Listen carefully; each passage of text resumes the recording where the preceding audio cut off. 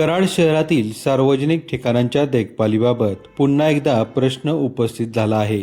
काही दिवसांपूर्वी यशवंतराव चव्हाण यांच्या पवित्र समाधीस्थळ परिसरात गाढवे चरण्यासाठी सोडण्याचा प्रकार समोर आला होता। या प्रकरणी संबंधित अधिकारी व कर्मचाऱ्यांवर कारवाई करण्यात आली होती। मात्र त्यानंतरही अशीच परिस्थिती कायम असल्याचे दिसून येत आहे।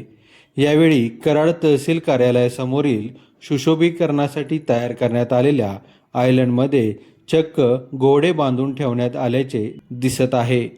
शहराच्या सौंदर्यात भर घालण्यासाठी उभारण्यात आलेल्या या आयलंडचा अशा प्रकारे वापर होत असल्याने नागरिकांमध्ये नाराजी व्यक्त होत आहे। सार्वजनिक मालमत्तेची जबाबदारी नेमकी कोणाची आणि अशा प्रकारांना आळा घालण्यासाठी संबंधित प्रशासन कोणती पावले उचलणार असा सवाल नागरिक उपस्थित करत आहेत।